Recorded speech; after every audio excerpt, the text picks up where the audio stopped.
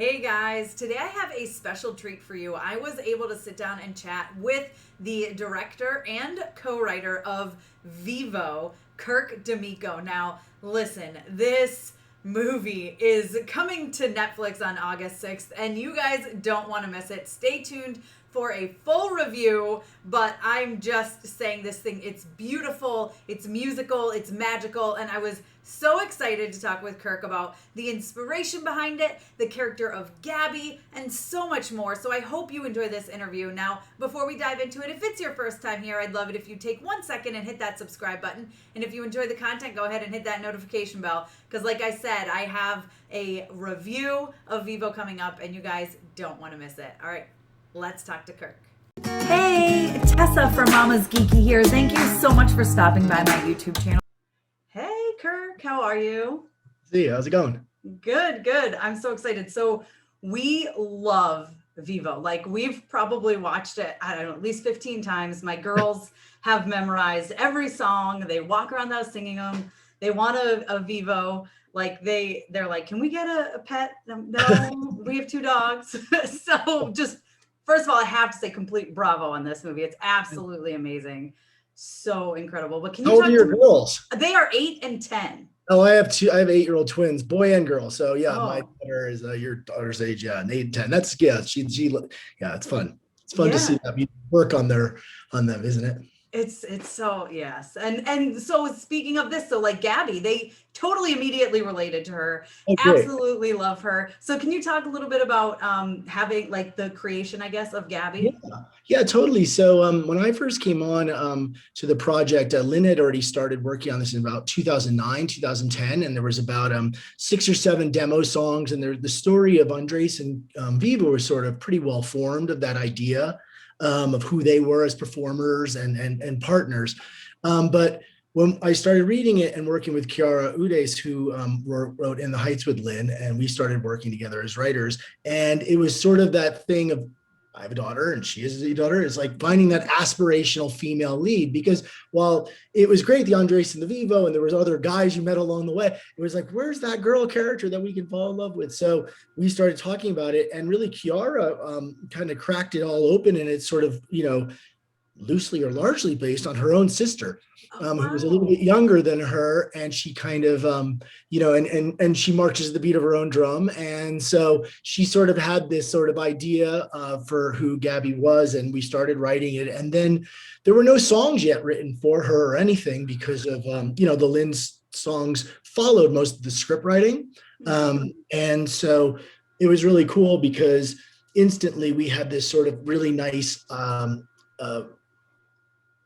Quickly, the artist, when you give pages to artists, it's like you can see if it's landing, because if they're especially the character designers are like, oh yeah, let me have these pages, like they want to go off and do it, you know what I mean, like they're excited, like, oh yeah, they're like, okay, this is really what you want. And then you're kind of like, oh gosh, it's not really working, but like when the artists get excited and if you pay attention to them, it tells you a lot. And both our artists, a character designer, but our storyboard artists just dove in and loved her. And one storyboard artist we had named Carlos Romero, and he got Gabby right from the get-go. And when we did get that song from Lynn, My Own Drum, he boarded that entire sequence pretty much the way it's shot, like off of his head, like out of his head. It was really quite amazing. And the lyrics were amazing, but also the beat and everything, and just the idea of what we wanted to do is Vivo is this calm, cool guy, but he's been raised by an elderly man who lives a classical lifestyle, plays classical music, and we wanted him to have the worst partner in the world who would freak him out the most. And in walked Gabby, and so it was really fun. We love her.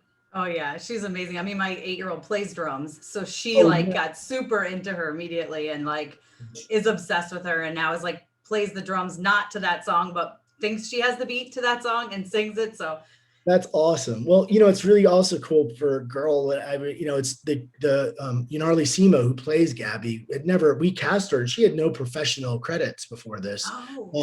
And we cast her on pretty much a nationwide search. She's from New York City, and at the beginning, it was first, can she sing a little? And now it's like, oh my gosh, she's singing with Lin. She's singing this thing, and she's a great actress. So and she's now like in high school, performing arts school. Like, so she grew up while we were making the movie. So she's really cool to check her out if for your daughter or whatever. She's a cool girl. And so I'm psyched for her. Yeah, she's so good. So hopefully we see her in more stuff. Now, this thing did take a long time. So also over COVID, right? Yeah. So can you talk about those challenges? Yeah, for sure. This is, we started in 2016, which was, for many reasons, a whole different world, right? Yeah. So, and then going through the movie, it was, it's sort of this thing where we're talking about making a movie about a guy who has to react to a big change or has to live with change. And all of a sudden came the pandemic and the work from home order. So thankfully Sony Pictures Animation has this great company that can make this all happen, that they could get everybody computers to work from their home. And what was really interesting was a lot of the artists, we were at a point in the story where we were really making it, but a lot of the artists, I think this movie sort of became a little bit of a life raft for all of us, because we got to see our friends on Zoom and we got to work on something creative that was distracting and it was joyful.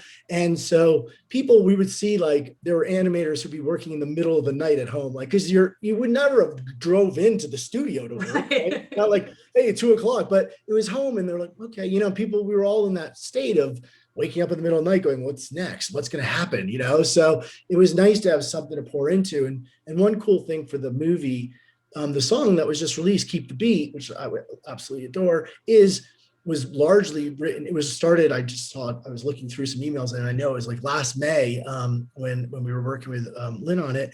And that is super reflective of the moment we were all in, leading into the curve. And, he was there too. So we were all, at this place, and that little drumming scene had existed before. He had recorded all the dialogue long before, and he was looking for a spot to sort of give the second act of the movie, the middle, just a little bit of a musical lift. So we were like looking at scenes, and this was the scene. He's like, I'll work on that one. I won't lose the funny interaction, because he didn't want to lose that. And he managed to pull it all together. So now it makes the funny funnier, and it's super emotional, but also very relatable for today. Yeah, super relatable, which is so funny how that works out. You know what I mean? Yeah. But like, so speaking of Lin, I feel like he's a genius. Like, I love every single thing he does. I can't imagine what working with him is like. Can you talk about that? Yeah, it's a very interesting situation, because he had been working on this like for a while longer than I have, right? It's been in his head for a lot longer.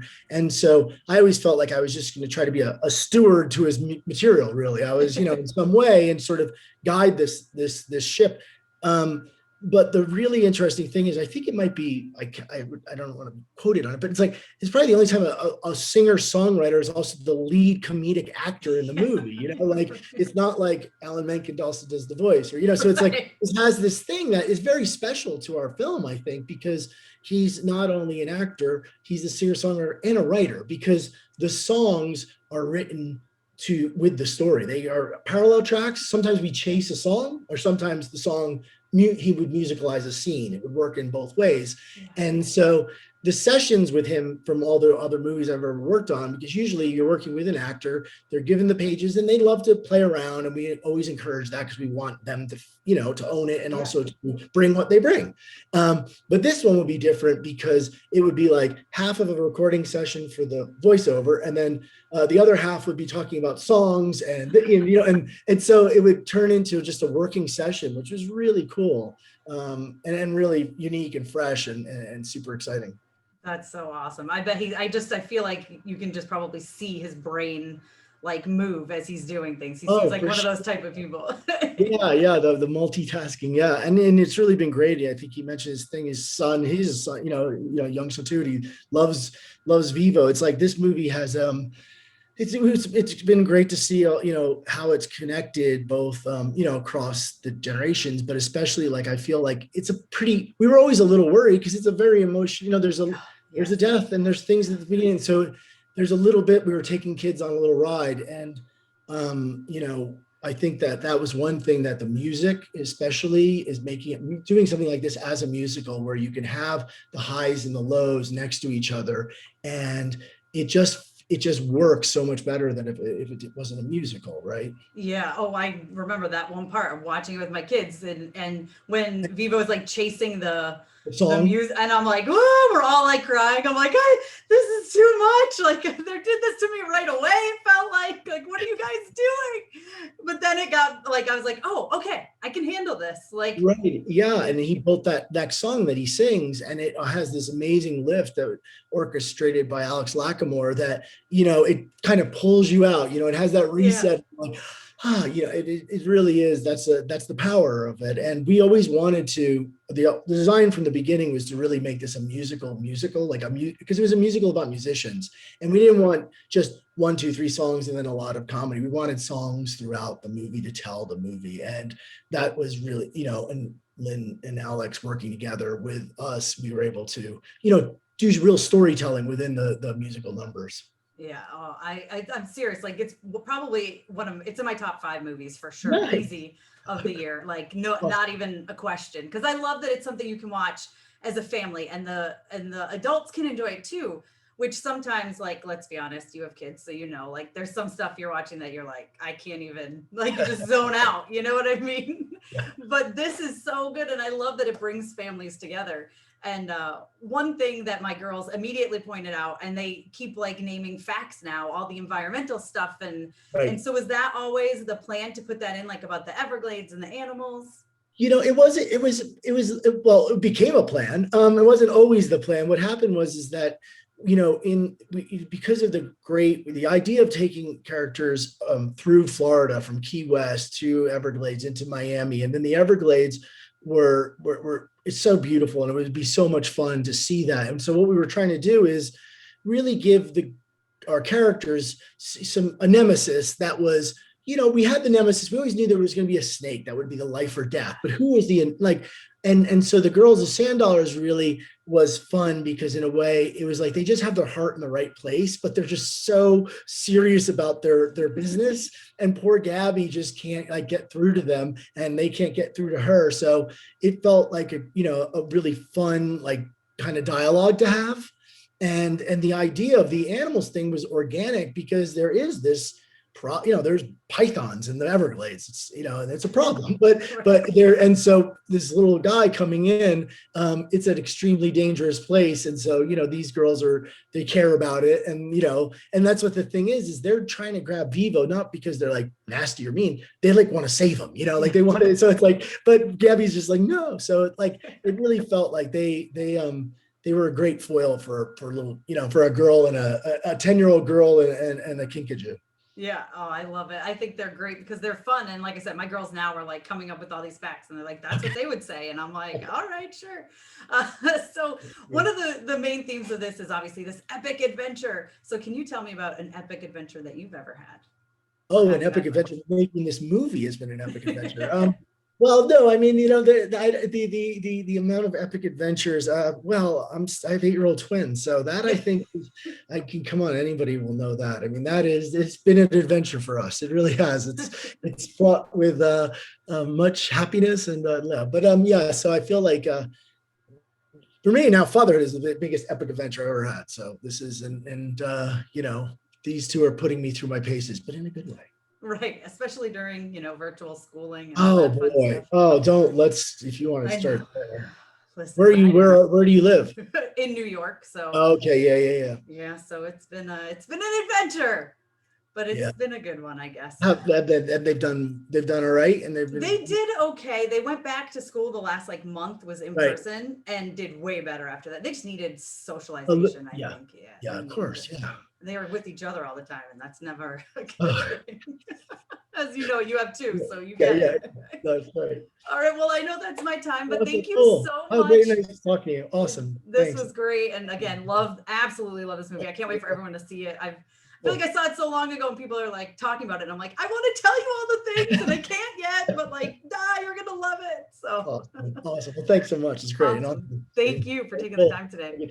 Bye-bye. Okay, I hope you guys enjoyed that interview. Kirk was so much fun to talk with, and my time with him flew by. He was such a joy, and I was so happy to dive into the world of Vivo with him. Now, you guys let me know your favorite part of this interview down below in the comments. Let me know if you're interested in Vivo. Are you looking forward to it? Again, it comes to Netflix on August 6th, and I can't wait for the world to see it. You guys can follow me over on Instagram and Twitter. I'm at MamasGeeky over there, MamasGeeky. Don't forget to like this video, of course, subscribe, and hit that notification bell so you don't miss out on more interviews like this, trailer reactions, movie reviews, all that fun stuff. And thanks for taking the time to watch this, guys. I'll see you next time.